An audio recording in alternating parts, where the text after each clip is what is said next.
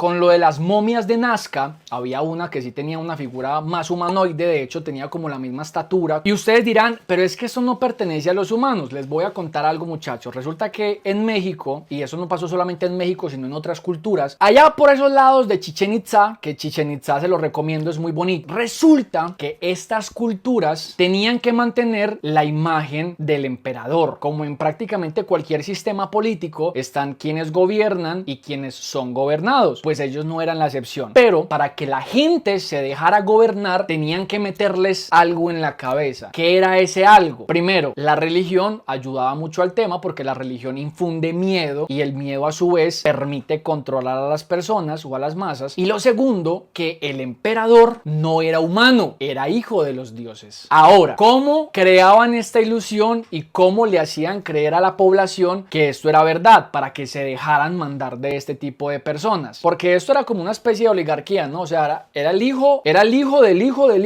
hijo del hijo y todos habían sido emperadores. Desde que ellos nacían eran sometidos a una serie de tratamientos médicos, digámoslo así, para que su fisionomía no parecieran humanos. Entonces les hacían varias modificaciones en el cuerpo. Una de ellas, por ejemplo, era la cabeza. Resulta que la cabeza de los emperadores era achatada, es decir, era como así y alargada hacia atrás, como el concepto que tenemos de los aliens, pues de la película Alien, que es como una especie de humanoide que tiene la cabeza así tirada como hacia atrás, muy salidita. Así tenían la cabeza los emperadores, huevón, de esa época. ¿Cómo hacían eso? No sé si ustedes sabían, pero cuando nace un bebé, los huesos, ¿cierto? La estructura ósea de ese bebé es blanda, es decir, es flexible, no es tan sólida como nosotros los adultos, sino que es flexible. Por eso es que los bebés cuando se caen, porque ustedes saben que los bebés se le caen de las manos a las mamás y a los papás y a todo hijo de puta mundo, ¿no? Para un jabón. Por eso es que cuando ellos se caen, como que no se hacen daño, que no se fracturan ni nada, porque los huesos son un poco flexibles, moldeables. Entonces, desde que ellos nacían, primero, no los dejaban ver. Cuando ellos nacían, la población, el pueblo no podía ver al bebé, huevón. No lo podían ver y a ese bebé lo ocultaban hasta que alcanzaba determinada edad. Mientras ese bebé o esa persona alcanzaba esa edad, comenzaban los tratamientos. Entonces, por ejemplo, la cabeza les hacían como unas especies de prensas y se las ponían todos los días. Me imagino que eso al bebé le debía dar un dolor de cabeza horrendo, pero pues era algo que tenían que hacer. Y comenzaban a apretarlas día tras día tras día. ¿Eso qué hacía? Que la cabeza o el cráneo no creciera normal, sino que creciera moldeándose a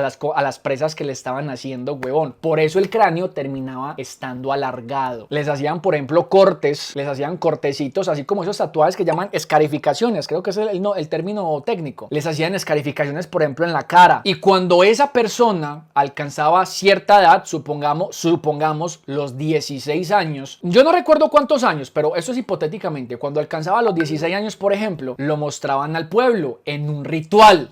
Hoy van a conocer el hijo del emperador, el hijo de los dioses, quien también gobernará luego de que su padre nos abandone y bueno, no sé qué hijo de putas. A los 16 años lo mostraban al pueblo y claro, como el marica ya había pasado por todo ese proceso desde niño de modificaciones corporales, pues el niño no parecía un humano, parecía algo diferente y el pueblo terminaba creyendo que en realidad ese era hijo de los dioses. Y así es como esas gonorreas lograban gobernar, para que el pueblo dijera, no, es que sí, mírenlo, no hay duda alguna, es un hijo de los dioses, porque no se parece a nosotros. Entonces, volviendo al tema, puede que, por ejemplo, estas momias que han encontrado, que son así como todas raras, pues también hubieran pertenecido a alguna civilización y también hubieran sido modificadas corporalmente para que la población creyeran que era diferente. Puede, es simplemente una de las tantas hipótesis que uno podría sacar. Estrategias desde antes de Cristo, exactamente, Queenie. Lo que es aún mejor, para que el pueblo siguiera creyendo que esos manes tenían poderes o que no eran humanos normales. Esa gente era muy avanzada a su época, la verdad, no les voy a decir mentiras. Esa gente sabía de astrología, esta gente sabía de acústica, huevón, acústica, marica. Imagínense esa monda. Entonces, las estructuras que ellos creaban se alineaban en cuanto a de manera acústica para que cuando, por ejemplo, el emperador saliera, a ver, en esa época no existían los micrófonos, en esa época no existían los amplificadores, ni mucho menos, ni nada de esas vueltas. Entonces, el emperador para hablar tenía que o hablar muy duro ese hijo de puta o tener todo construido de manera estratégica para que el pueblo los escuchara en todo lado. Pillen cómo era la vuelta. Y papi, es que esto es mera...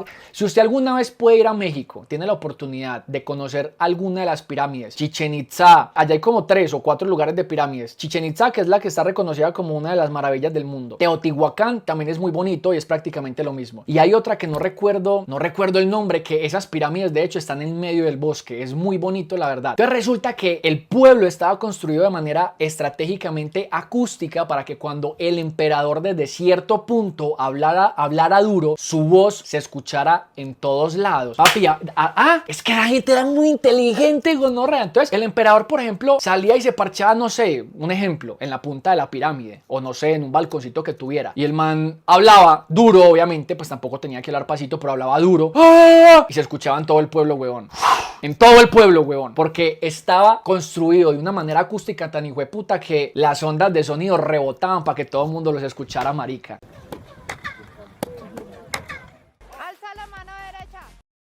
Hágame esa. Cuando usted va a Chichén Itzá, a usted le explican eso. Un guía turístico le explica eso, huevón. Y usted lo puede comprobar. Usted lo puede comprobar, mano, por su propio mérito, mano. Imagínese que el man nos dijo, háganse en la punta, es como una cancha. De hecho, era una cancha en donde jugaban ese jueguito donde esa gente le pegaba la pelota así con la cadera. Era en esa cancha. Y entonces el man dijo, hágase allá al final de esa cancha. Usted se hacía al final contra un muro, huevón. Y el guía se quedaba, pues la distancia era bastante grande. Y el man dijo, no griten, simplemente hablen entre ustedes. Marica, usted hablaba relajado, parchado, y se escuchaba en el otro lado. Y el guía hablaba desde el otro lado y usted lo escuchaba en esa esquina. Se los juro. Y no tenía que hablar, ¡ay, imagínate que! No, usted hablaba normal, así como yo les estoy hablando a ustedes. Y se escuchaba en el otro lado, huevón. Esa gente era muy inteligente, huevón. Entonces, claro, con ese tipo de engaños, el pueblo, la población, terminaba creyéndole a los emperadores de que en realidad eran hijos de Dios porque tenían ese poder. Claro, porque si usted en una casa tenía que hablar duro para que lo escuchara su hijo, pero el emperador desde una hijueputa pirámide medio hablaba y se escuchaba en todo el pueblo, usted decía, no papi. En África, hace como 3 meses, uno de esos hijueputas líderes de una de esas sectas le prometió a sus seguidores que iban a conocer a Jesucristo, pero que para conocerlo tenían que ayunar yo no sé cuántos hijueputas días. Pues resulta que esa gente llevaba sin comer ni chimba como 2 semanas y se comenzaron a morir y comenzaron a encontrar los cuerpos. Creo que hubieron como más de 100 muertos inclusive. Si hay algo que hace el poder es corromper a la gente, y cuando alguien tiene poder hace lo que sea necesario para no perderlo. Grábense eso, muchachos, porque ninguno está exento de caer en ese tipo de vainas. Cuando alguien tiene poder es corrompido por él y va a hacer lo que sea posible para aferrarse y no perderlo. Jim Jones había construido una comunidad muy grande que era de él. Él era como un dios. Él hablaba y se hacía.